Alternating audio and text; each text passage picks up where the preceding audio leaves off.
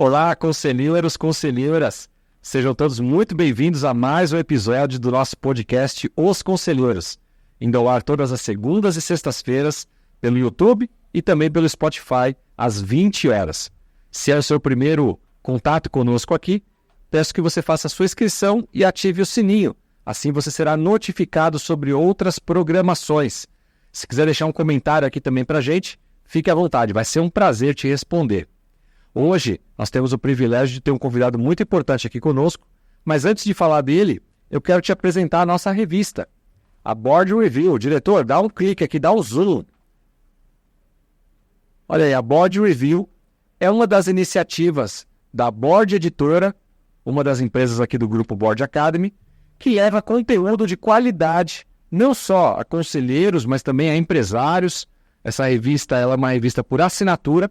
Se você tiver interesse em adquirir a revista e também ajudar uma instituição, toda a renda da revista Board Review é convertida a ajudar uma instituição aqui em São Paulo que leva a educação a crianças carentes. E você recebe a revista na sua casa de forma bimestral. Board Review, procure no nosso site então para saber mais informações sobre esse belo projeto, uma revista de altíssima qualidade. Não é porque eu estou na capa não, mas na primeira edição aqui nós temos o nosso CEO, Faria Souza, toda a diretoria da Board Academy e um belo conteúdo. Junto comigo hoje aqui também, meu querido amigo Humberto Silva. Tudo bem, Humberto? Tudo bem, Marcelo. Uma honra estar aqui com você. Theodore Brain, já é de casa, né, Humberto? Tô me sentindo em casa. É, isso aí, que coisa boa. E muito obrigado aí pela sua presença. Você que vai nos apresentar e tem aqui trazido convidados importantes para o nosso podcast. Quem que você está trazendo para falar conosco hoje? Hoje nós vamos trazer aqui um grande especialista em governança e gestão de risco. Tudo a ver com o mundo dos conselhos. Tudo a ver com o mundo dos conselhos. E hoje, atualmente, ele está ministrando seus cursos, dando aula no Mackenzie. Então, além de especialista, também é um professor, está no mercado do conhecimento. Você sabe, eu falo isso, né? Que o conselheiro, ele também está no mercado do conhecimento, entregando conteúdo de uma forma diferente. Exatamente, de uma forma diferente. E, então, quem que é esse convidado? É o Akira Sato. Seja muito bem-vindo, Akira. Um prazer tê-lo aqui conosco. Obrigado, Humberto. Obrigado, Marcelo, pelo convite. E obrigado a vocês que nos assistem aí no YouTube e no site do Board. Muito obrigado, Akira. Privilégio tê-lo conosco aqui, uma honra. Você que também já é de casa, né? É quase que chovendo no olhado, né? Porque todos os colegas que chegam aqui na Board Academy buscando uma formação, eles acabam se tornando board members. E como board members, o nosso querido Edu Girish, ele cunhou um termo que é a Board Family, ou seja, se torna parte da família da Board Academy. Então, eu me sinto muito à vontade quando eu estou aqui do lado do Humberto, quando eu recebo você, Akira, porque parece que a gente já se conhece há muito tempo, sabe? É uma afinidade, são pessoas com o mesmo propósito, que é ajudar empresas, através dos conselhos, através do nosso conhecimento, da nossa experiência de muito tempo. Então, você que é um cara que eu já admiro já há um belo tempo, tenho aprendido muito com você também, pode ter certeza disso, para mim é um privilégio tê-lo aqui conosco. Eu queria, Akira, que a gente começasse contando um pouco sobre a sua história de vida pessoal, profissional, lá da sua origem, né? Falando aí talvez dos seus pais, dos seus avós, da onde eles vieram, aonde você nasceu, como foi aí a sua trajetória inicial de carreira, né? Naquela época onde fazer a primeira formação ali da faculdade ainda era algo não tão simples, né? Eu não sei Humberto, não sei você, mas eu fui o primeiro da minha família a fazer faculdade. Tanto do lado do meu pai como da mãe. Eu também. Hoje, pô, quem tá nos escutando no jovem fala assim, está de brincadeira, tem faculdade caindo na esquina ali, né? Você faz a preço de banana. Na nossa época não era assim. Não. Então conta pra gente como é que foi um pouco dessa trajetória inicial. A minha família japonesa veio de Fukushima. Fukushima. Veio daí durante a guerra, né? Durante a guerra, na Segunda Guerra Mundial, vieram para cá, se estabeleceram, Suzana, meus avós por parte de pai, né? E meus avós por parte de mãe são de Minas, né? São mineiros, todos mineiros, tem família lá ainda, tem família aqui em Suzano também, né? E aí eles eram agricultores, meu pai também era agricultor. Quando eu era criança, passei por isso também, né? Então a gente plantava, adubava, colhia, né? Cuidava da planta, colhia. Desde pequeno eu entendi que assim, se você quiser alguma coisa, você tem que plantar, e tem que cuidar, e tem que esperar, e tem que colher depois, porque ele não vai dar. Não adianta você achar que vai plantar laranja e colher abacaxi, ou plantar abacaxi e colher laranja. Não vai acontecer, né? E tem que esperar o tempo. Tem que esperar o tempo. Você tem que ter paciência. Como a gente aprende com a natureza, né? Marcelo, eu era pequeno, ia lá, meu pai preparava o terreno. tinha alguma especialidade? Ele, não, plantava ou dava na época. Na época. Então tinha que ser sempre o que dava na época, né? Então tinha época que era abobrinha, aí saía de um lugar e ia pro outro, era colher caqui. Então, não tinha, naquela época eu acho que era diferente. Você não tinha assim, passa uma vida só fazendo uma coisa, né? Aí você começa a plantar uma coisa, dá uma doença muito grave, você tem que mudar de cultura, né? Você tem que mudar de cultura, porque aquela terra também cansou. Você tem um tempo de maturidade do solo, né? E eu sempre quis sair da agricultura. Eu nunca quis ser agricultor. Aquilo, para mim, assim, quando criança, me incomodava. Eu gostava das máquinas de terraplenagem dele, aquelas máquinas, a gente, com 5 anos, 4 anos, subia nas máquinas. Como que pode essas engrenagens mexer tudo, né? Mexer aquele basculante. Ele fazia aquelas terraplenagens, preparava o solo. Eu ia, plantava, preparava, colocava a mão aqui, uma semente aqui, outra aqui, outra aqui. Meu irmão vinha atrás, eu jogava terra, minha mãe jogava adubo, ele vinha atrás e pisava. Eu tinha 4, ele tinha 3, eu lembro como se fosse ontem, né? E depois cultivava e colhia, né? As máquinas saíram do cenário, deixamos de ser agricultor, passamos a colher, depois fomos, meu pai tinha uma pedra no Ceasa, em Campinas, depois voltamos para Atibaia, onde eu nasci, não? E eu falava, não quero ser agricultor. Agricultor eu não quero sair. E eu tinha que fazer sempre o que era mais difícil. Sempre tinha que fazer o que era mais difícil. Eu tenho 4 irmãos mais novos. Eu tinha que ser o exemplo deles. Se eu tirava 10, ele tirava 9, podia tirar 9. Mas se eu tirasse 7, o meu irmão mais novo podia tirar 6. Então, isso era complicado. Eu sempre tive que estudar muito. E isso foi uma pressão que você mesmo colocou em você ou era algo de casa? Não, isso foi da família japonesa. Da família. Isso é um negócio da família japonesa. Tá na cultura. Tá na cultura, tá encravado. Minha mãe era brasileira, mas ela aceitou isso. Sei lá, não, você tem que tirar 10. Minha mãe tem 3ª série, meu pai tinha 4ª. Não? Então era muito difícil você falar assim, como é que você vai fazer diferente se nós não podemos ajudar? Você tem que estudar. Você tem que estudar. E quando chegou na adolescência, eu queria fazer faculdade. E minha mãe falou, eu não posso pagar. A gente não pode pagar a faculdade. Mas eu quero fazer. Não, mas você tem que ir, entrar numa escola pública, você tem que ir, tem que fazer. E eu fui estudando, estuda isso, estuda aquilo, estuda eletrônica. Eletrônica era difícil. No último capítulo do curso Instituto Universal Brasileiro, quem já ouviu isso? Sim. Eu fiz o curso de eletrônica do Instituto Universal Brasileiro por correspondência, comecei a aprender a estudar sozinho, né? E depois, no último fascículo, estava lá. Tem um negócio que é mais difícil na eletrônica, que é os microprocessadores. E tem programação. Programação é mais difícil ainda. Era o gatilho. Se é difícil, é para mim. Porque eu tenho que ser exemplo dos meus irmãos. E aí eu caí na programação, virei analista de sistemas, fui fazer faculdade, né? Fiz faculdade, fui o primeiro da minha família, como o Marcelo, tanto da minha família brasileira como da minha família japonesa, eu fui o primeiro. E os meus primos sempre assim, nossa, o Akira e os irmãos, ele estuda, passa, tira nota boa, e eu sempre era referência. E eu nunca pensei nisso assim, para eles, né? Mas quando eu entrei na faculdade, eu percebi a diferença. Era diferente, era assim, olha, ele entrou na faculdade. E eu não conseguia entrar na Unicamp como eu queria. Porque eu já tinha empresa, já trabalhava, já tinha trabalhado em escritório de contabilidade, então sabia ler uma DRE, sabia ler um plano de contas com 16 anos, né? Quando eu abri a minha empresa com 18, meu segundo cliente foi uma empresa multinacional.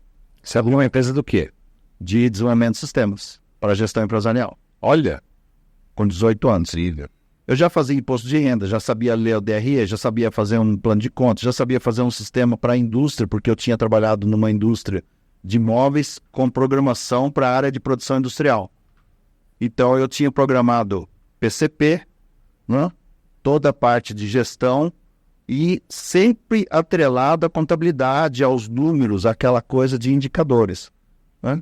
Quando eu fui cair no meu segundo cliente, foi uma indústria multinacional. E eu lembro de hoje, até hoje, o seu Roger, né, não sei nem se ele está vivo ainda, ele era já idoso naquela época, ele tirava o óculos assim, ele falava, gente do céu, como é que você quer ser o nosso fornecedor de sistemas? Eu falei, eu fui indicado, eu vim aqui porque eu fui indicado. Você entende de produção? Entendo. Você entende de custos? Entendo. FIFO, LIFO, o que o senhor quer saber? E eu era meio arrogante, né? Eu não sei se hoje eu não sou um pouco ainda. Mas o gênio, velho, a gente tem que saber o que sabe, né? Não. Eu tenho que saber o que eu sei. Isso, eu tenho que mostrar, né? Eu que mostrar. E aí ele falou, e você entende de DRE? Sei. Sabe ler uma DRE? Sei. Sabe dizer se a empresa deu lucro, prejuízo? Sei. E você sabe fazer custos? Sei. Sabe fazer um sistema para custos? Sei, eu já fiz para a indústria.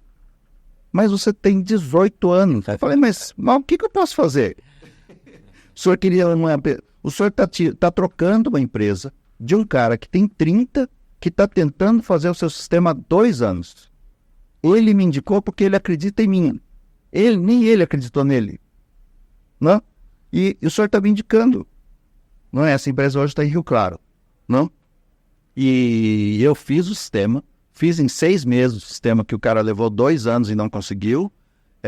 Ele apostou, né? O seu Rogério, ele pegou e falou assim, bom, vamos tentar, né? A gente tem que fazer relatórios em inglês. Eu falo inglês.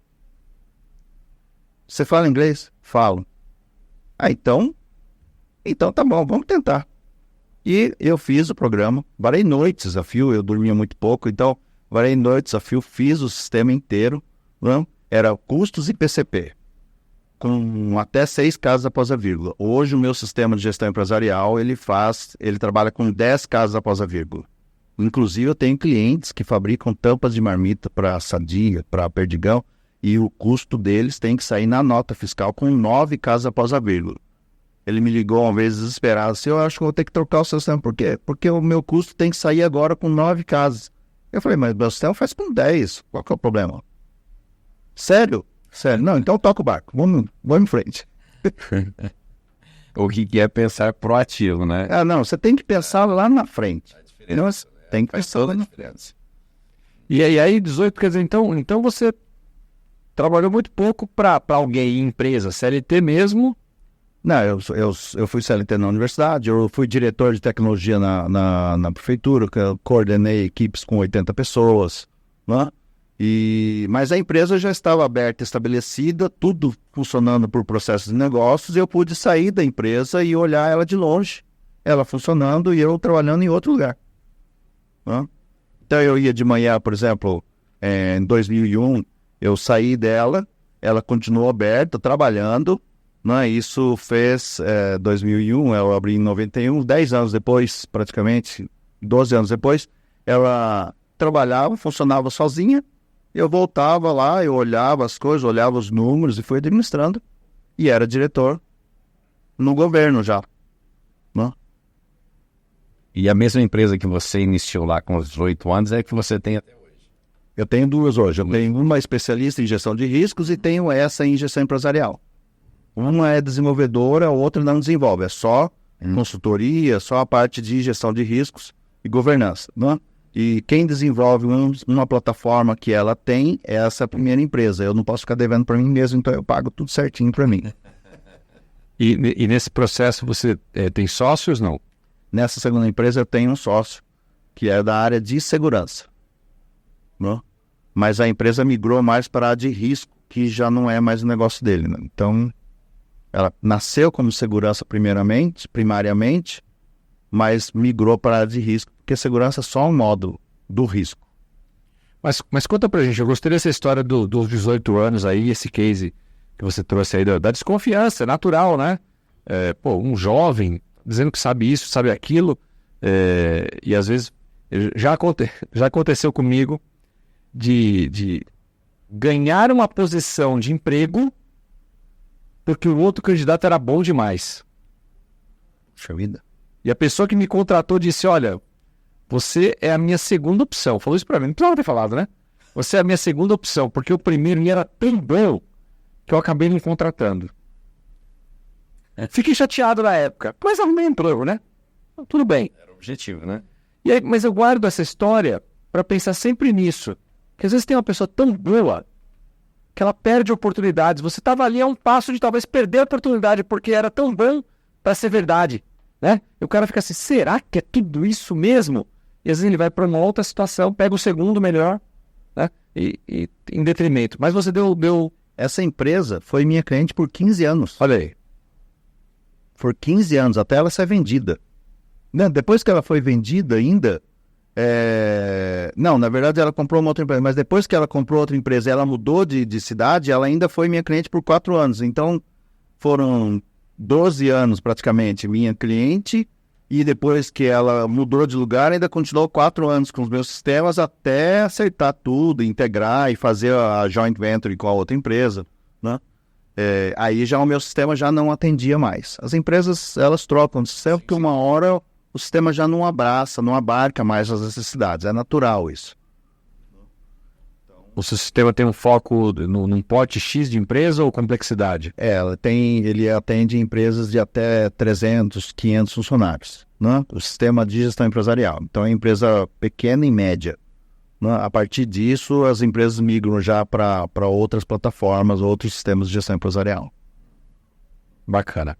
E me diz uma coisa, Kira, no meio desse caminho de crescimento aí, depois dessa empresa, obviamente vieram outras, né?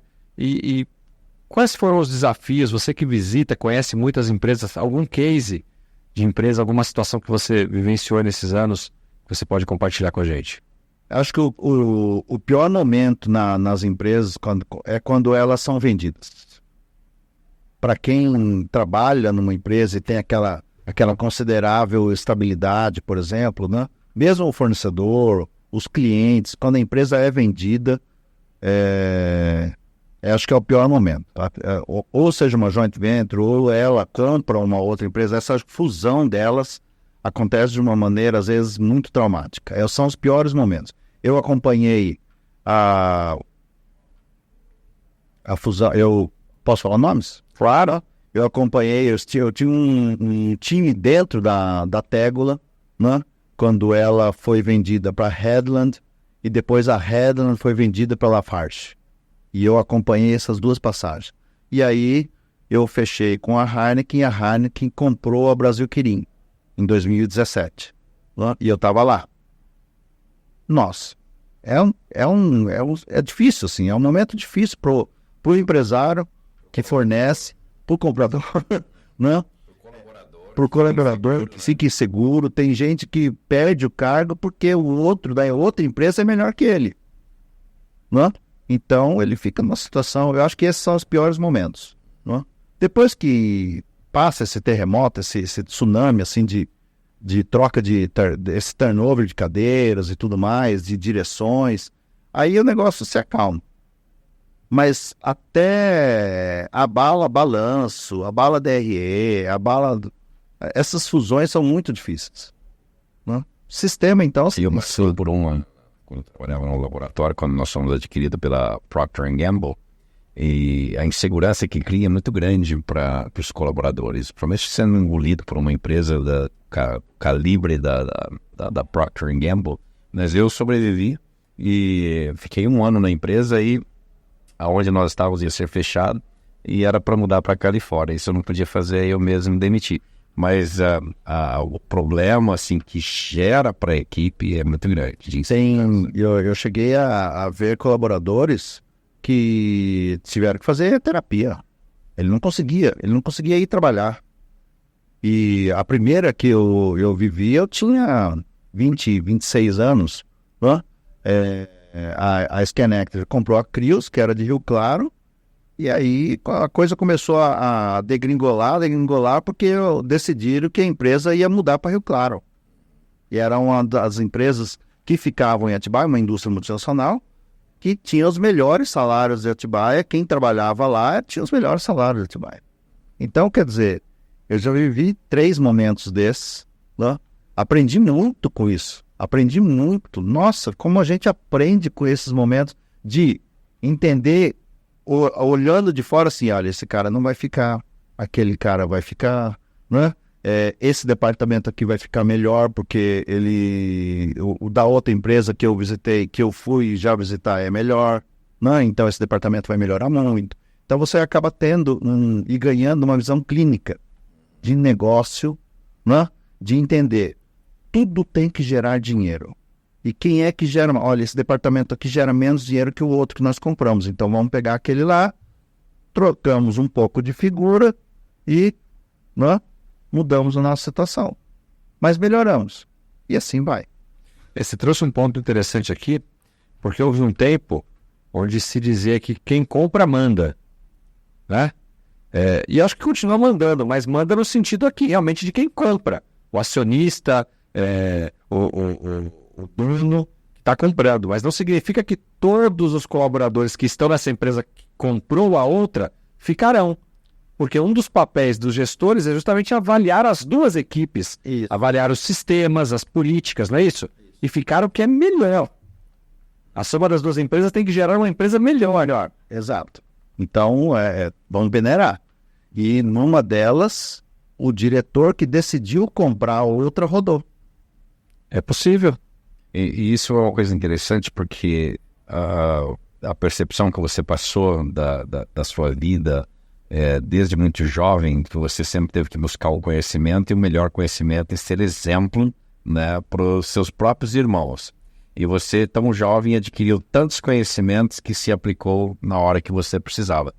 E eu acho que para o pessoal que nos assiste, que são membros da Board Academy ou qualquer outro que nos assiste também, as pessoas serem proativas em adquirir conhecimento que talvez não seja aplicável agora, mas numa situação dessa, de um merging e de um M&A de duas empresas, você tem um plano B já em place, em lugar, parado. No meu caso, eu havia me formado porque havia interesse e meu irmão já tinha uma empresa de operadora de turismo internacional e ele queria muito que eu viesse com ele. Eu falei, não, eu tenho... Mas eu fui, estudei, me formei em turismo. Ele tinha lá guardado diploma de turismo. E quando isso aconteceu, eu migrei para o turismo.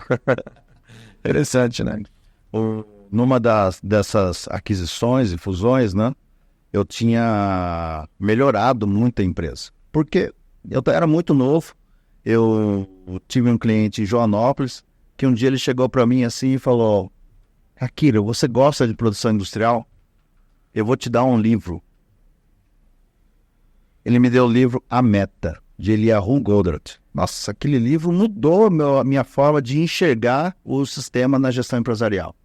Aí eu peguei esse livro, eu gostei tanto do livro, mexi tudo no sistema, mudei tanto, comprei 15 exemplares, levei para essa indústria multinacional que ficava em Atibaia e dei, esses livros são para vocês, você precisa mudar isso. E dei para o diretor entregou para todos os gerentes de departamentos e a indústria mudou de figura, virou muito mais produtivo, tudo. Todo mundo começou a entender o que era aquela coisa do gargalo, né? Que hoje para nós é algo comum, que a gente já aprende na graduação. Nós estamos falando de 93, 94, é uma coisa assim, estava surgindo essa história, porque se estudava just-in-time, mas não estudava gargalo, né? Então era uma visão completamente diferente. E quando o Eliyahu Goldratt veio aqui na PUC São Paulo, eu vim na PUC São Paulo e encontrei quem? Todos os gerentes e diretores da empresa lá estavam aqui também. Fantástico, né? É conhecimento, é levar o conhecimento. E poder influenciar outros a buscar o conhecimento. E sempre que eu pego um cliente que é indústria, assim, eu vou lá e compro um livro e entrego pro cara. É uma trilogia, né? Que é A Meta, Mais Que Sorte e A Corrente. São 3 livros. Eliyahu Goldratt, que inclusive, infelizmente, faleceu, uma cabeça fora do comum. Interessante. E me diz uma coisa, Akira. Trazendo aqui para o mundo dos nossos conselheiros, né? Que é o mundo que a gente convive aqui. O Farias, ele tem uma frase, nem sei se é dele, mas eu ouvi dele, que diz assim: toda empresa, ela tem 3 futuros possíveis. Vai ser comprada, vai ser vendida, vai ser herdada. Não, é quase isso. Ele fala, uma delas, ela vai ser vendida, e aí o vendida pode ser abertura de mercado, fusão e aquisição, joint venture, enfim, coloca tudo nesse mesmo pacote. Segunda, ela será sucedida ou herdada, então os donos passaram para os filhos, passaram para os netos, para algum herdeiro. Ou o terceiro, que é a pior das hipóteses, ela será fechada, encerrada. Não tem outro caminho. Eu abri uma empresa, chega em determinado momento, ou eu passo isso para um filho, ou eu vendo a empresa. E se eu fiz tudo errado, eu fecho a empresa. Né? Então é isso que acontece. E os 2 primeiros casos, vender a empresa, fazer uma fusão, enfim, abrir o mercado, ou passar pelo processo de sucessão, o papel do conselho e do conselheiro é muito importante. Ajudar a empresa nesse processo. O do fechamento, não. Como diz o... os 2 primeiros. Como diz o Eduardo Gomes, me chama quando tem fumaça, não quando está pegando fogo. Né? Porque para fechar, já não é o conselheiro que vai resolver. Às vezes é um CFO que está acostumado a tirar a empresa de uma recuperação judicial, enfim, mas aí não vai ser o conselheiro especificamente. Os outros 2 processos, sim. Né? E aí, como você citou aqui esses casos, experiências que você teve com fusão e aquisição, queria que você desse uma palavra aqui para os nossos conselheiros sobre a importância e o que eles podem fazer enquanto conselheiros para ajudar essas empresas nessa estruturação para ser vendida, ou para abrir um capital, ou para buscar um parceiro e formar uma joint venture, ou até no processo de sucessão.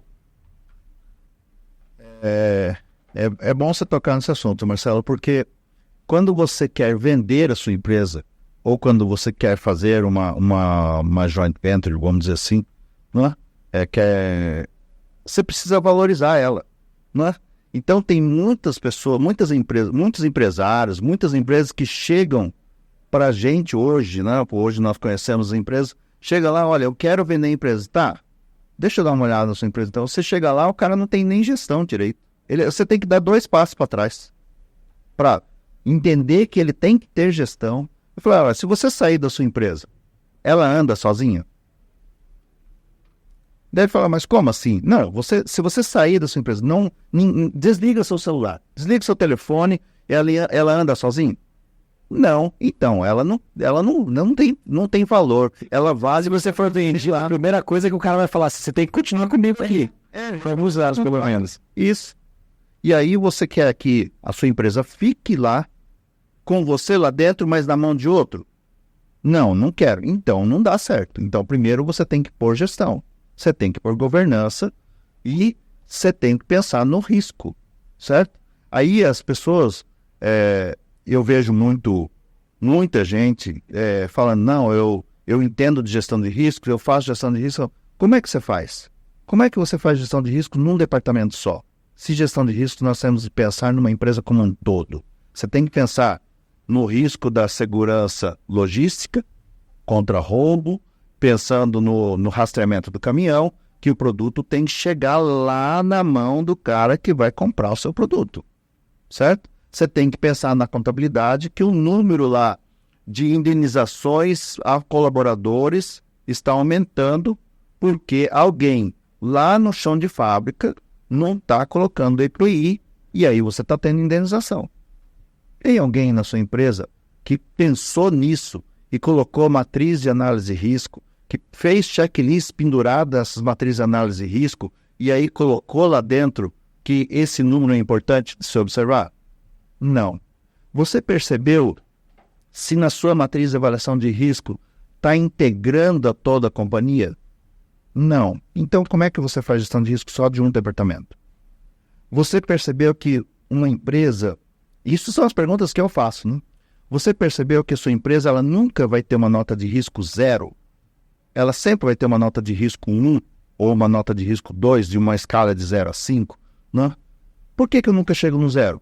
Porque 0 é impossível, cara. Não existe uma empresa ou algo sem riscos, né?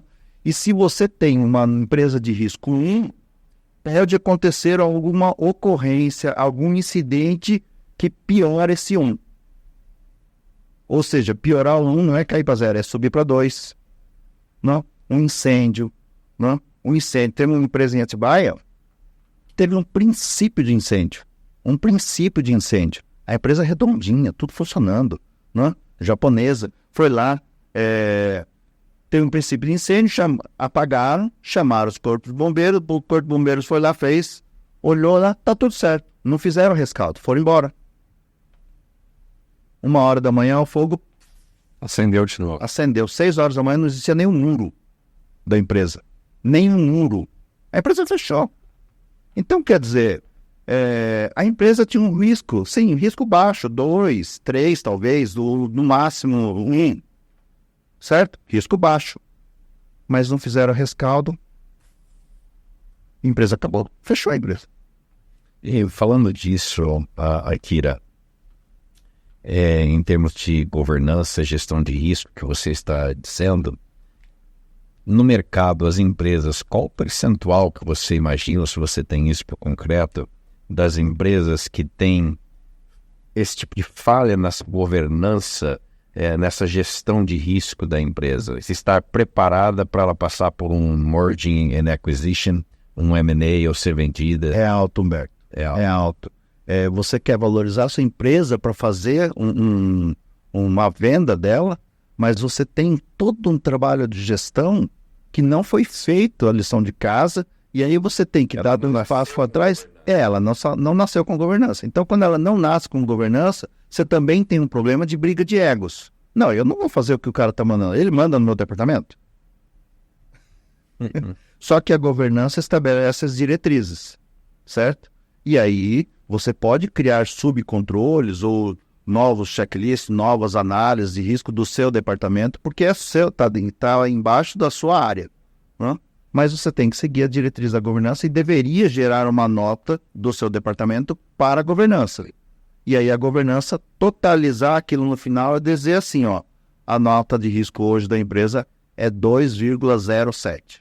Daqui 3 meses faz de novo a matriz, vê, olha, nós caímos 2,01. Nossa, mas a gente não caiu nada.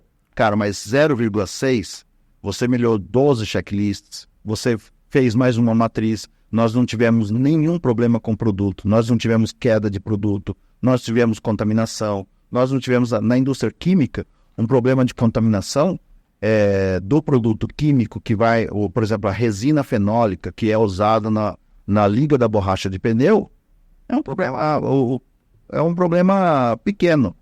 Mas e se a gente tiver soda cáustica no leite? No leite de caixinha, que já houve casos. Sabão no todinho. Óleo no azeite. Essas contaminações cruzadas assim, e depois perpetua isso. Hoje tem pessoas falando que toda caixinha de leite tem soda cáustica lá dentro. Então, aí o que acontece? É o prejuízo da imagem, né? E ninguém se preocupa com o prejuízo, às vezes, da imagem. Muitas análises de risco, às vezes, não está lá o risco à imagem. Aí eu chego e falo assim, olha, nós vamos aplicar Mosler para cada ocorrência. O quê? Mosler? Mas por que Mosler? Porque Mosler é um método numérico que nós vamos lá, não é empírico. São notas que nós vamos dar, risco à imagem, risco à recuperação da imagem. Nós vamos avaliar isso, se é grave, se é pequeno, se é médio, se é severo, qual foi o risco gerado à imagem, certo? E você todos os dias encontra empresas com riscos sendo gerados à imagem, né? E a cada ocorrência que acontece, ninguém avalia o Mosler. E quando você não avalia via Mosler, você pode usar várias técnicas, você pode usar o William T. Fine, você pode usar Ishikawa, você pode usar só a matriz SWOT, que é empírica, não, um negócio mais empírico, mas se você não tiver um método numérico para cada incidente, para cada probleminha que aconteceu, para uma não conformidade à toa, se há uma não conformidade à toa, só de você não colocar um piso antiderrapante num lugar que tem goteira, uma senhora vai lá, cai, bate a cabeça e morre, olha o prejuízo. a imagem da empresa. É inacreditável. Eu me lembro de uma companhia aérea que a gente tinha lá na região, né? Era igual os Estados Unidos todo. Ela, na época, ela chamava... Me fugiu o nome dela agora. Mas tiveram lá um problema, caiu uma aeronave lá nos pântanos da Flórida. Aí foi descobrir as irregularidades da manutenção. Acabou a empresa. Se tivesse caído um avião, por qualquer outra razão, porque pode acontecer, não, mas a irregularidade estava em todas as aeronaves. Acabou a empresa. Ninguém mais comprou. Acabou. A empresa deixou de existir. Talvez por uma simples aplicação de uma governança de risco na empresa. E as empresas, elas investem dinheiro num monte de coisa. E às vezes pecam porque não entendem a importância de um mapeamento e gerenciamento desses riscos, né? Exato. Isso dá trabalho, isso dá trabalho. Tudo dá trabalho. Mas a minha avó falava que só sem trabalho não é nada, né? Existe. E é melhor prevenir do que depois consertar, né? Sabe que na Unicamp eu trabalhei com chip de radiofrequência, o RFID, né? E a gente fazendo os trabalhos para rastrear produtos, para rastrear mercadoria, para rastrear coisas. O Samuel, um colega de turma lá, ele falou, eu vou fazer um projeto na Embraer. Né? Como vai ser esse projeto? Eu vou colocar... Porque a Embraer não aprovou colocar nas peças, nas cargas. Por que não, Samuel? Porque, Akira, se eu colocar em todas as peças, sabe o que vai acontecer? A Embraer vai ter que tirar 2 poltronas do avião. Por causa do peso do chip, que somando tudo, vai dar 2 poltronas a menos por voo, que eu vou ter que cobrar, que eu vou deixar de cobrar.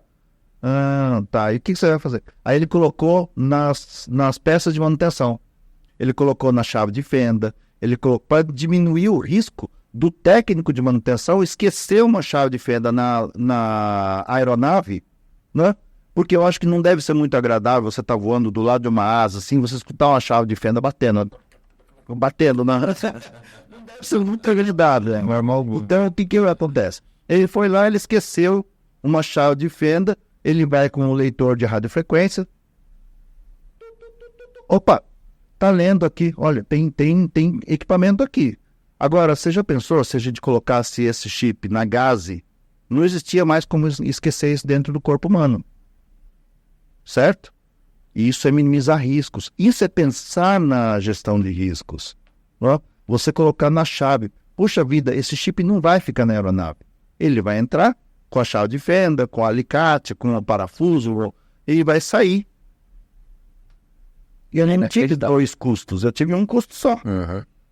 Não? E acontece, a minha mãe fez uma cirurgia uma vez que não esqueceram, não foi uma gaze, esqueceram, foi um bisturi dentro dela, teve que abrir para tirar. Então, o bisturi poderia ter um chip lá dentro. Pois é. Entendeu? E o chip pequeno, porque você vai ler próximo, muito próximo.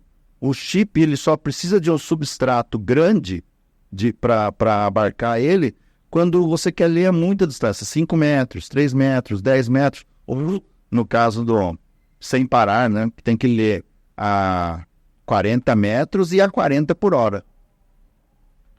Sim. Então, eu preciso de um substrato diferente. E você recomenda que um mapeamento... O primeiro passo é mapear, certo? Para depois gerenciar. Mapear os riscos e... Isso pode ser feito internamente ou é necessário uma empresa especializada para fazer? Precisa ser uma pessoa especializada. Se a pessoa especializada está lá dentro da empresa, entende do que ela está fazendo, ela vai fazer direito. Só que é o seguinte, às vezes, o que manda na gestão de risco são as perguntas. Certo? E como você está dentro do barco, você não faz as perguntas.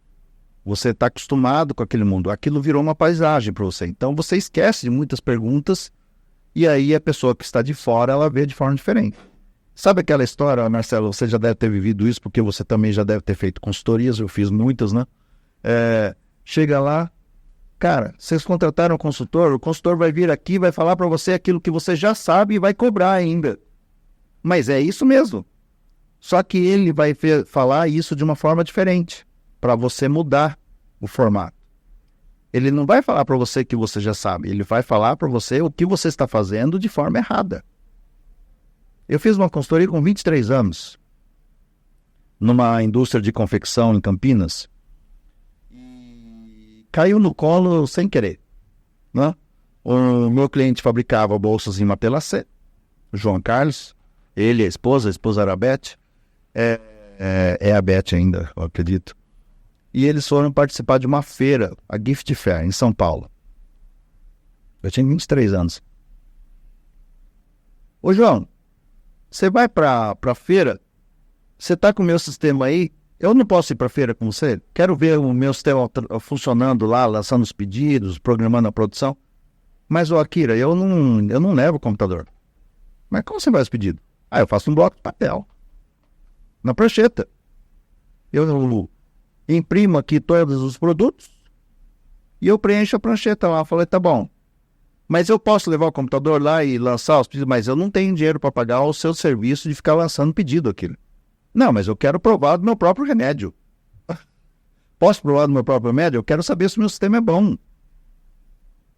Se é rápido? Pode.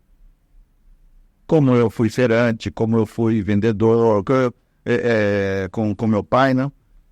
Ele ganhou um vendedor. Por quê? Eu cheguei lá, coloquei o computador, sentei, montei, fiquei todo bonitinho lá.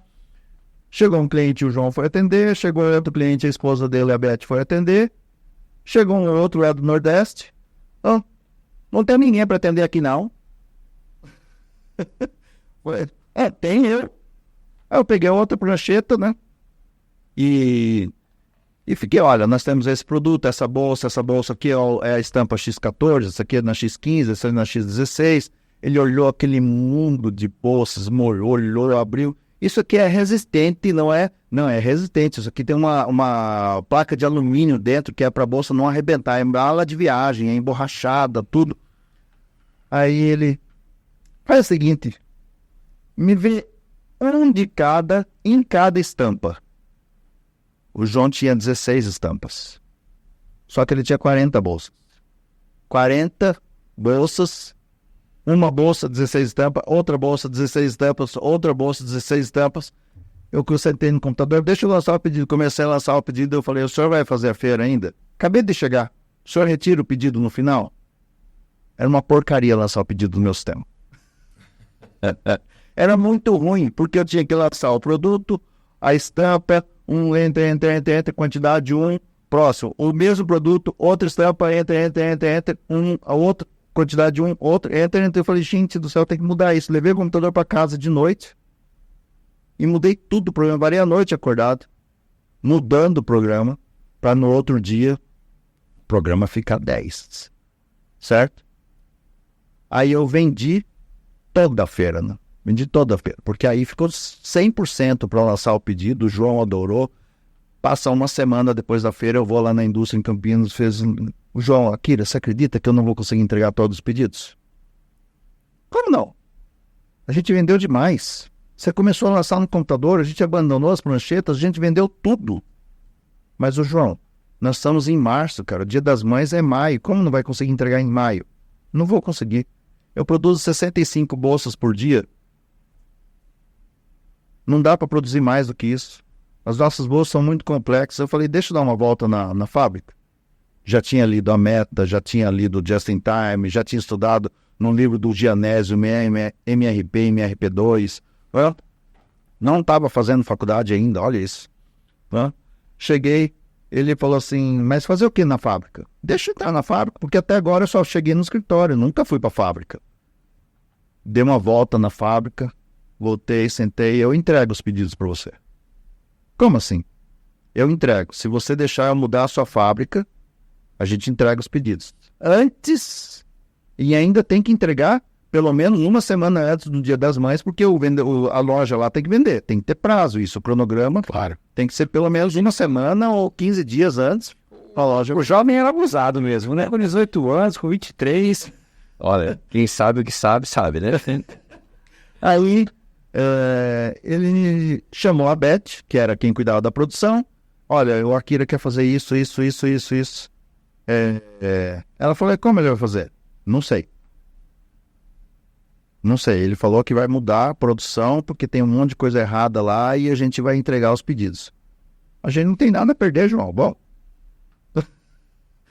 fui lá, 3 dias depois, a fábrica estava produzindo 270 peças por dia. Entregamos todos os pedidos 15 dias antes do Dia das Mães. Recebi tudo. Foi a primeira consultoria pro bono que eu fiz. Depois eu fiz outra consultoria numa indústria de confecção com quase 200, 300 funcionários em Atibaia, de confecção também. Fazia para Disney, né? Produzia para Disney. Depois eu fui na outra indústria dele em Blumenau. Depois eu fui para Brusque.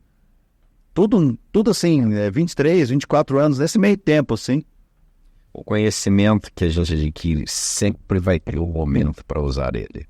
Sempre vai ter. Conhecimento não ocupa espaço, né? Vocês têm... Agora eu achei interessante, eu queria pegar um gancho seu, quando você falou para ele, eu venho aqui na parte administrativa, deixa eu descer na fábrica. E trazendo para o nosso mundo dos conselheiros. Tem muito conselheiro que participa todo mês da reunião de conselho. Tem muita gente que deseja se tornar conselheiro, imaginando que vai participar todo mês de uma reunião de conselho. Mas se você, como conselheiro, também não descer na fábrica, não conhecer, dependendo do segmento da empresa, se for uma empresa de serviços, enfim, conhecer a operação daquela empresa, com certeza você vai ser um conselheiro parcial, porque você não conhece completamente aonde você pode, a operação, onde você pode ajudar, não é? Quando você olha as pessoas fazendo, quando você permeia por entre elas, assim, você olha defeitos que na mesa de conselho, eu acho que você não vai acreditar, você não vai saber, você não vai entender. E eu quero crer que o dono, tem coisa que o dono não sabe que acontece no chão de fábrica dele. Sabe. Se não for lá ver, analisar, ou ter alguém, um terceiro olho dele lá. Eu peguei uma indústria como cliente em setembro do ano passado, ele falou, você vem aqui? Eu falei, olha, mas tudo que eu vou mostrar aí para você, eu já mostrei aqui online. Depois da pandemia, os clientes mal querem ver a nossa cara, né? Eu falei, mas eu vou. É um cliente em Extrema, em Minas Gerais. Eu posso ir também, é perto daqui, eu vou. Não, então vem aqui. Eu cheguei lá. Eu venho sempre antes, né? Eu cheguei, olhei a fábrica, olhei. Aí a gente entrou numa salinha de reunião, ele pôs uma televisãozinha grande, uma televisão grande assim, igual, conectei um no outro. Mostrei, ele chamou o sócio dele, chamou os filhos, está trabalhando agora para fazer a sucessão. Não sabe como fazer. Ou pelo menos aparenta. Começamos a trabalhar.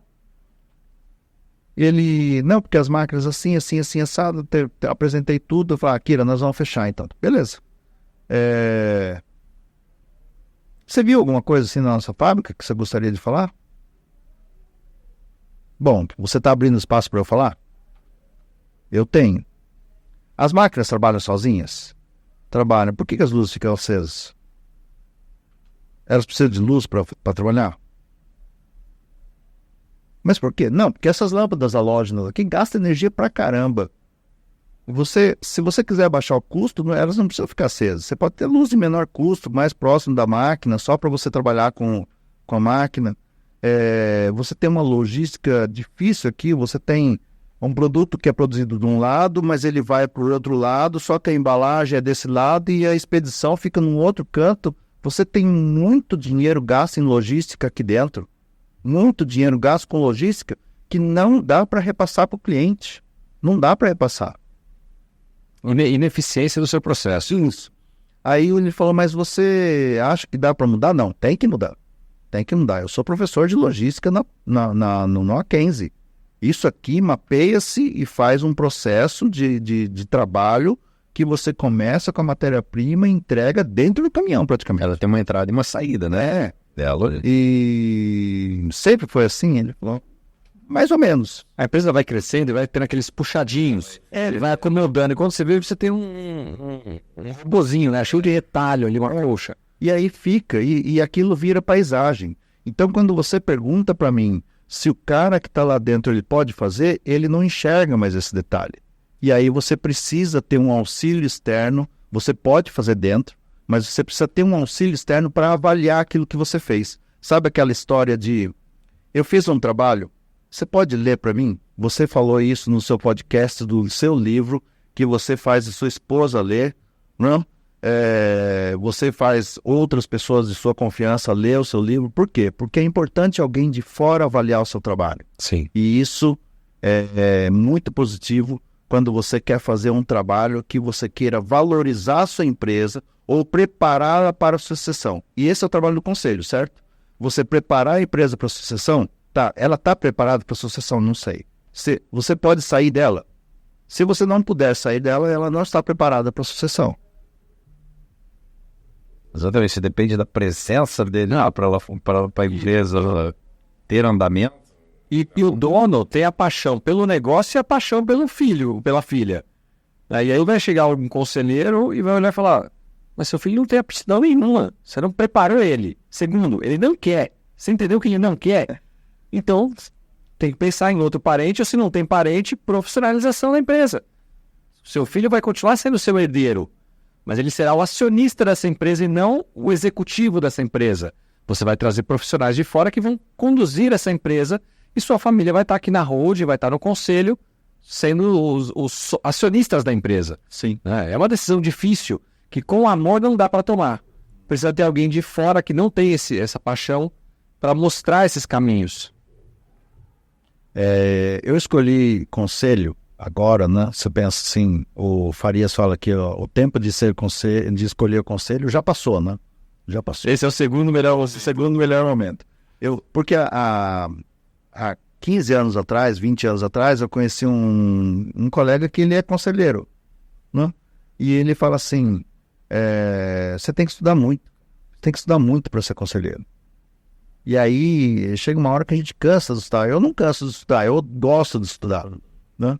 Aí eu falei, mas como que é para ser conselheiro? Como que vira conselheiro? Você tem que saber. Você tem que saber o negócio. Como é que você vai ensinar alguém ou mostrar para ele que o caminho dele está errado se você não sabe? E aí, quando eu fui convidado na faculdade para ministrar a segunda disciplina, a terceira, a quarta, eu avaliava se eu tinha condições de ministrar e fui aceitando, né? Hoje eu ministro em 14. Eu já cheguei a ministrar 11 ao mesmo tempo. Então, 2 na pós e 9 na graduação. Ao mesmo tempo, na mesma semana, assim, saía de uma turma, entrava na outra, saía de uma sala, saía outra. O conselho, ele tem... E eu só fui aceitando porque eu falei naquela época, lá, 20 anos atrás, eu falei, eu vou ser conselheiro. Porque ensinar é o que eu quero, é o que eu gosto, né? E orientar é o que eu sempre fiz, desde os meus irmãos. Então tá na veia. É uma pergunta, uma curiosidade. Você falou bastante sobre seus irmãos, acabou de falar agora, né? E eles seguiram os seus passos também? Eles estão na mesma condição acadêmica, educacional que você? Só tem um irmão que preferiram ficar na agricultura. Só tem um irmão que não fez a faculdade, mas sabe muito de... É um dos bambambãs da Microsoft em autodidata. É autodidata, como... Nossa, sou um grande admirador de autodidata. Eu também sou. A minha irmã tem 2 empresas, a Sayuri, o Shoit tem 3 empresas, ele tem uma empresa com 180 funcionários. Uau. Mas ele beira loucura já, loucura. Coisa assim, ele tem uma agência de comunicação, faz trabalhos para... Acho que para Gessler, faz para Adriane Galisteu. No site dele tem um emaranhado de empresas lá, gigantes, né? Você liga para ele, Shoit, você não quer... Não, estou nos Estados Unidos, Shoit. Estou nos Estados Unidos, Anchan. Eles me chamam de Anchan, né? Que é irmão mais velho. E a minha irmãzinha, que era a única desgarrada, assim, que era da área da química, hoje também está se embreando no empreendedorismo, foi a última, né? Todos são empresários. Família e os irmãos. Com certeza, muito bonito isso, né? Uma história de uma lenda. Akira, caminhando aqui para o nosso final, porque o tempo ele voa, né? Um papo muito, muito gostoso. Começamos a falar um pouquinho sobre a sua carreira, enveredamos aí para a questão de empresas serem vendidas, sucedidas, a questão da importância do mapeamento de risco e o gerenciamento, porque tem empresa também que mapeia, ok, legal, obrigado, e guarda na gaveta. Que não adianta muita coisa, né?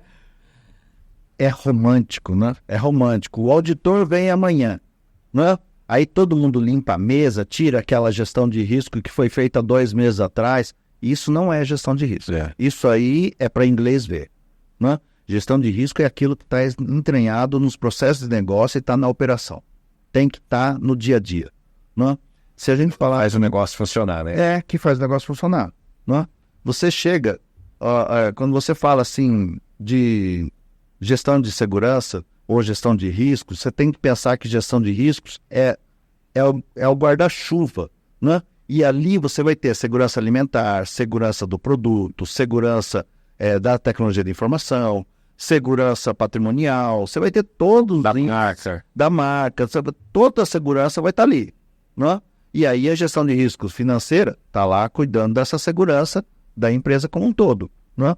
O risco tem que pensar em tudo, ele abrange mais do que só uma área da segurança, que é pelo qual a minha primeira plataforma nasceu, que era a segurança patrimonial. Ele nasceu para isso. Aí eu analisando, eu já era da área de engenharia, eu fiz o meu mestrado na engenharia mecânica na Unicamp, e lá nós estudamos risco, né? Qual é o risco de a gente pegar o ppm, né? E em partes por milhão de sair uma maçaneta com defeito e a porta abrir a 100 por hora na indústria automobilística. Qual é o problema? Qual é o problema daquele carro que tinha um ganchinho lá no porta-mala e a pessoa, quando ia baixar o banco, ele cortava o topinho do dedo, assim, a falange do dedo? Não? Qual é o risco disso? Não? Como é que a gente mede isso? Indicadores. Não? E eu era da indústria e o meu sócio, mas a gente tem... Não, a gente tem que pôr PDCA. A gente tem que pôr PDCA. Não, só o SWOT é uma coisa muito empírica. Não? Aí ele falou, eu não sei fazer isso. Não, mas eu sei, pode deixar que isso aí é comigo. E aí eu mudei a estrutura do produto, né? E o produto começou a abarcar a gestão de risco como um todo, né? Como um todo. É uma plataforma hoje de gestão de risco, é utilizado na Heineken desde 2017, é utilizado na Protection com 130 condomínios que têm a minha plataforma, né? No Brasil todo são 14 mil funcionários. Muito bom. Última pergunta que eu tenho para você aqui nesse bate-papo nosso. Pensando ainda no mapeamento e gestão de riscos, né? Os nossos conselheiros entenderam a importância, né? Aqueles que já conheciam, obviamente, aqueles que vieram a tomar conhecimento disso aqui, mas eles podem estar se perguntando, tá, mas eu como conselheiro vou implementar esse mapeamento de risco, como é que isso se dá? Qual que é a sua orientação para os conselheiros que chegam numa empresa e que vislumbram ali que não tem, ninguém nunca se preocupou, né? Deixa como está, eu conheço os riscos da minha empresa. Como é que ele pode fazer, então, nesse processo de convencimento, contratação, implementação de um mapeamento e gerenciamento? Eu vou falar para você como é que eu faço, Marcelo. Eu chego para o empresário e pergunto, qual é a sua nota de risco hoje? Numa escala de 0 a 5. Qual é o risco da sua empresa quebrar, ela sumir do mercado numa escala de 0 a 5? Qual é a nota? Sabe o que eles respondem para mim? Sabe, Humberto? Eles olham com os olhos redondos, desse tamanho assim, e falam assim, não sei. Não sei nem como mede. Tá. E se eu trouxer alguém aqui para fazer isso para você? Um consultor em gestão de risco. Aí ele, vai dar para fazer isso? Olha, dá trabalho, mas sim, dá para fazer. Então, o conselho, se você estiver numa mesa de conselho, aí isso eu vou falar para você, conselheiro, né? Se você estiver numa mesa de conselho e for falar de gestão de riscos, alguém tem que implementar. O gestor de riscos da empresa vai fazer isso. O conselheiro não vai fazer, ele vai orientar. Ele vai indicar alguém que faça, ele vai procurar uma plataforma que faça, ele vai dizer para o empresário e ele... Influenciar aquele empresário de que isso é importante. Isso. Não é só uma despesa, é uma questão de sobrevivência. Sim, é uma questão de sobrevivência. Ele tem que saber não só que os extintores de incêndio dele estão dentro da validade, mas que o DRE dele está mostrando que ele está indo para um caminho sem volta. Será que na gestão de riscos dele, ele está verificando que ele está ficando sem caixa? Será que na gestão de riscos dele está verificando que os estoques estão subindo demais?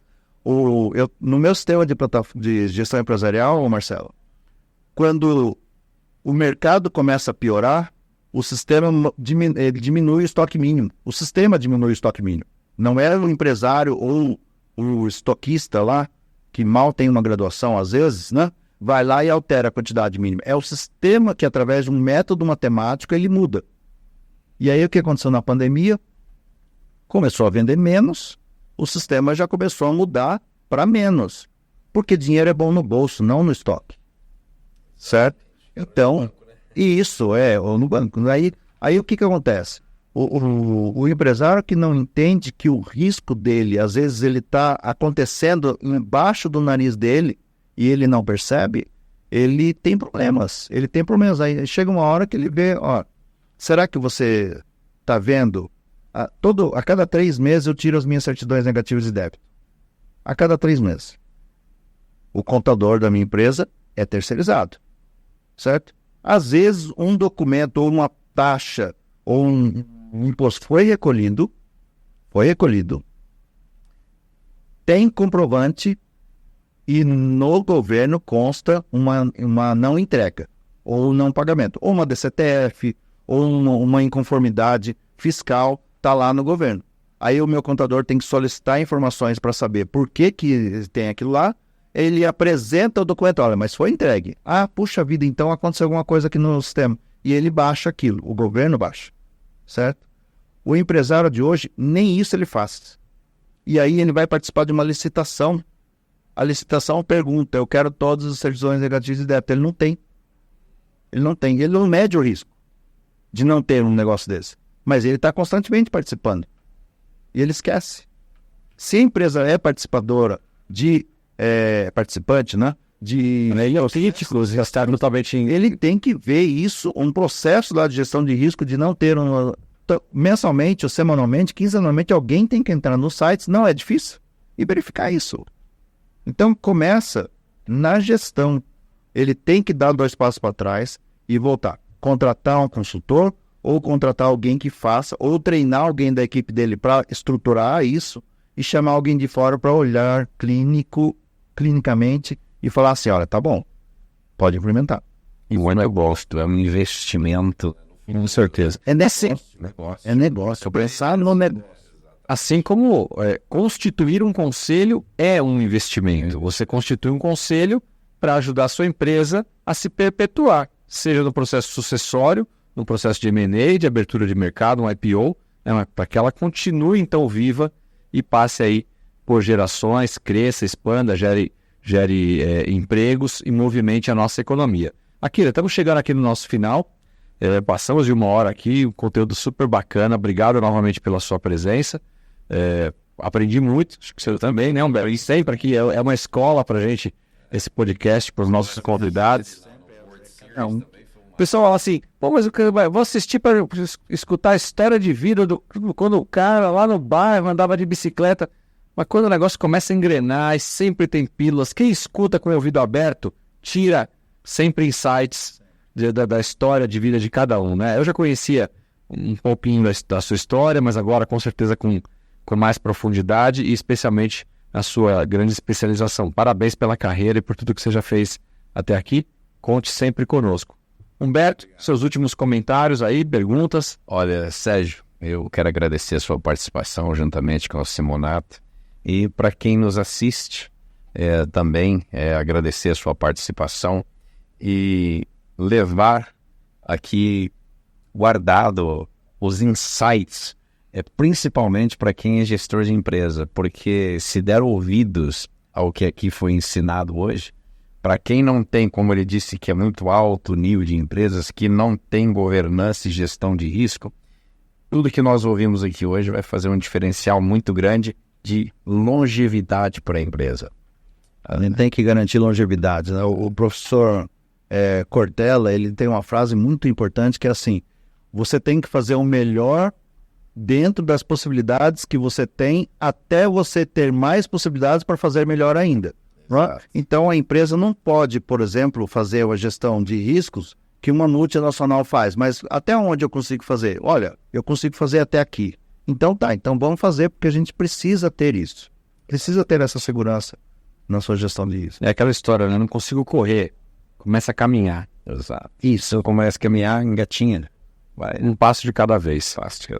Akira Sato, nosso querido amigo, board member aqui, parceiro, muito obrigado mais uma vez pela sua participação. Humberto também, obrigado. E a você, que nos assistiu até agora, muito obrigado. Se é sua primeira vez aqui no canal, te convido então a deixar inscrito aí e ativar o sininho para que você seja notificado sobre os próximos episódios do nosso podcast Os Conselheiros, toda segunda e sexta-feira, às 20 horas, aqui pelo YouTube e também pelo nosso Spotify. Muito obrigado a todos e nos vemos no próximo episódio. Tchau, tchau.